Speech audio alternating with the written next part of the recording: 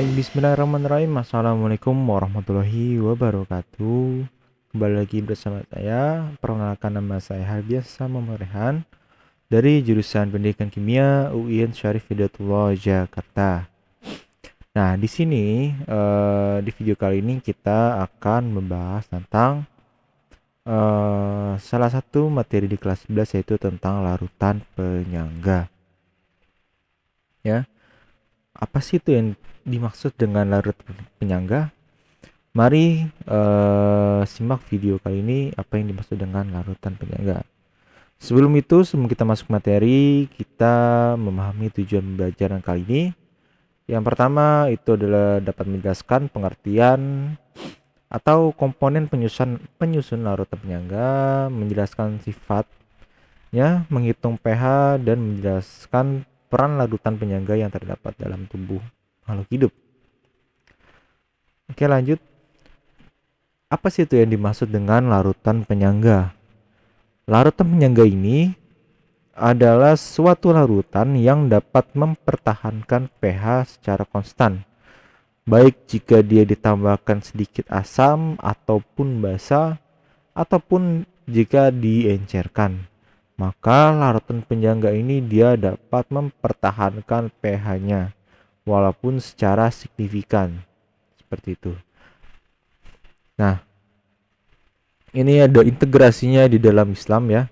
Terdapat dalam surat Ar-Rahman ayat 19 sampai 20, yaitu adalah marujal bahrainil yang takian fabi bina huma barzahum la ya bagian, dan membiarkan dua laut mengalir yang kemudian keduanya bertemu.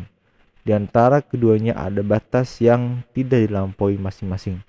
Nah, di sini ada selat Gibraltar ya. Ada selat Gibraltar, yaitu di mana laut asin dan laut tawar ini dia berseberangan gitu, menyatu, yang mana menghubungkan dua perairan, yaitu adalah Samudra Atlantik dan Laut Tengah atau Laut Mediterania. Dan ini adalah bisa dikatakan salah satu ayat yang bisa diintegrasikan ke larutan penyangga ini, bahwa dua laut ini bisa mempertahankan pH-nya seperti itu. Karena ya dia yang sebelah kanan itu adalah laut asin dan sebelah kiri itu adalah laut air tawar, seperti itu ya. Lanjut. Nah, di sini saya akan menunjukkan sebuah animasi bagaimana cara kerja dari larutan penyangga ini. Mari kita simak animasi tersebut.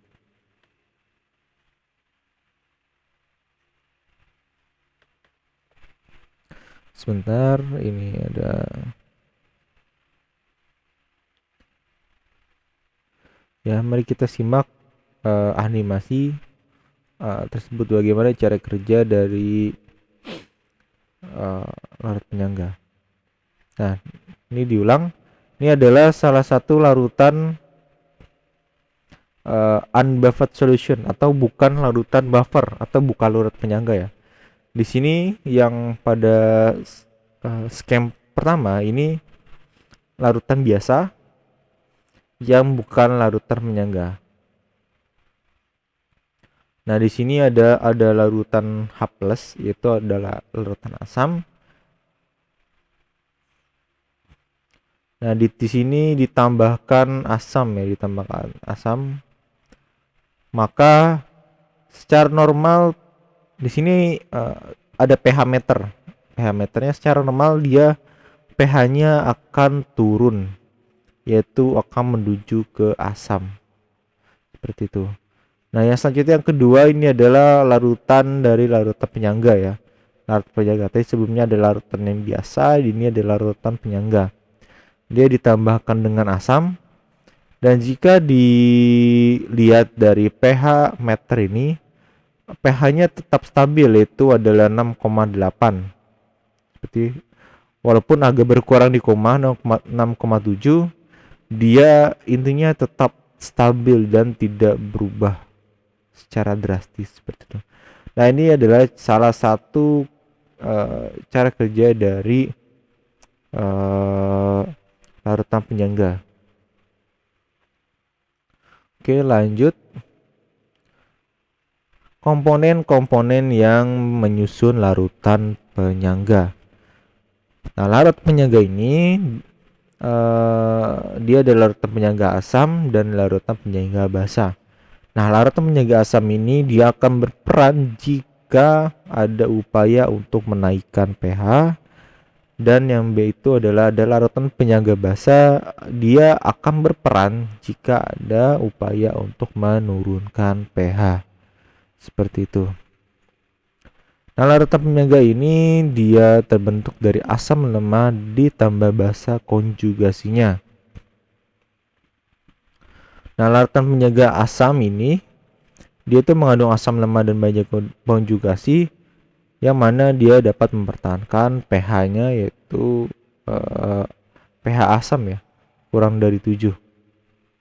Sebagai contoh ialah ada dari larutan CH3COH dengan CH3CONA, yang mana CH3COH ini dia adalah asam lemah, dan ion CH3COH ini berasal dari CH3CONA yang merupakan basa konjugasi. Nah, selanjutnya adalah asam lemah dan basa kuat. Nah, larutan penyangga asam ini dibuat mencampurkan asam lemah dan basa kuat dengan syarat asam lemah dicampurkannya tidak lebih atau sedikit-sedikit. Contohnya itu adalah mencampurkan larutan CH3COH atau dia asam lemah yang berlebih dengan NaOH yaitu basa kuat. Nah, sifat larutan penyangga. Larutan penyangga ini ya sudah di awal di animasi, yaitu dia dapat mempertahankan pH larutannya secara signifikan. Walaupun dia mempertahankannya dalam bentuk koma ya, masih agak berubah di koma, tapi nilai tersebut dan nilai yang cukup kecil, maka dia dapat mempertahankan pH larutan. Nah, selanjutnya sifat yang kedua ini adalah pH larutan penyangga relatif tidak berubah atau konstan pada penambahan sedikit asam ataupun basa ataupun pengenceran. Jadi larutan penyangga ini dia tidak berubah ya, tidak berubah. Yang dimaksudkan adalah pH-nya dia konstan, dapat mempertahankan pH larutannya. Dan yang ketiga itu adalah dia daya penahan suatu larutan penyangga bergantung pada jumlah mol komponen. Yang dimasukkan adalah jika mol dari larutan tersebut tinggi, dia bisa mengubah pH larutannya. Misalkan dia molnya besar dari asam, dia bisa menurunkan pH-nya secara turun, namun tidak secara turun drastis ya, tapi secara turun signifikan dan juga turunnya agak lumayan turun. Maka sebenarnya adalah tergantung dari jumlah mol komponennya, seperti itu. Selanjutnya ini adalah peran larutan penyangga dalam kehidupan sehari-hari. Nah, kita tahu bahwa kalau misalkan mata kita gatal atau mata kita kelilipan, biasanya kita mengambil obat tetes mata ya, obat tetes mata. Nah, obat tetes mata ini dia itu adalah salah satu penerapan dari larutan penyangga, yang mana tidak mungkin jika kalian meneteskan air mata tapi obatnya itu pH-nya asam gitu, atau pH-nya sangat basa sekali. Itu sangat berbahaya bagi mata, seperti itu. Makanya diciptakan ini larutan penyangga gitu, yang dia dapat mempertahankan pH-nya. Semisal mata ini ada larutan yang basah, dia larutan pH-nya tidak akan berubah seperti itu. Nah, yang selanjutnya adalah larutan penyangga terdapat pada air ludah. Ya, ketika kalian menelan ludah gitu kan, tidak mungkin ludah ini ada rasa pahit atau asinnya seperti itu.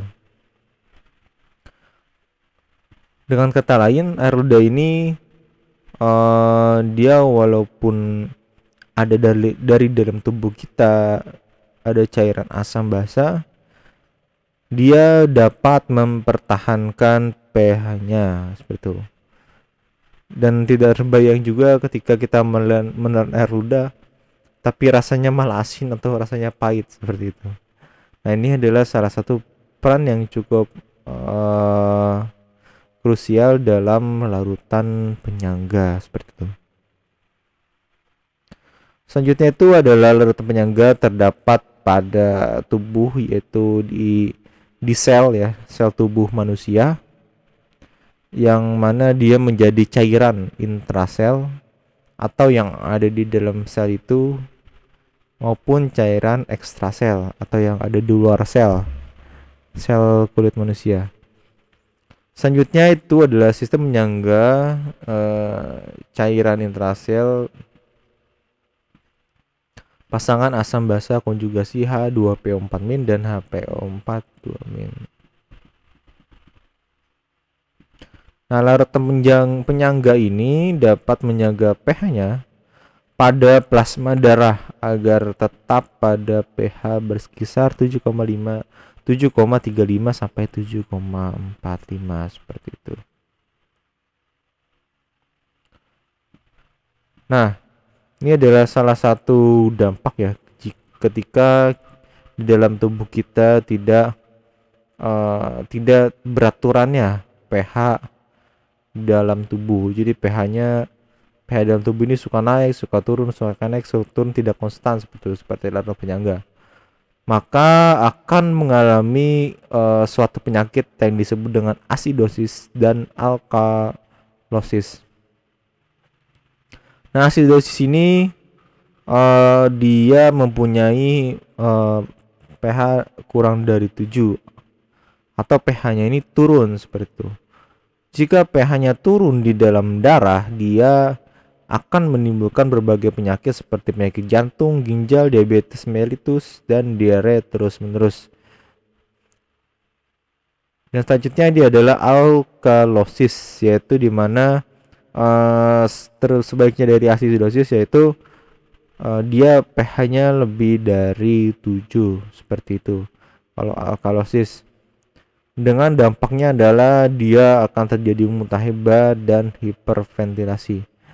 Maka dari itu, larutan penyangga ini adalah larutan yang sangat penting untuk menjaga pH larutan agar tidak disalahgunakan untuk orang-orang yang tidak bertanggung jawab seperti itu.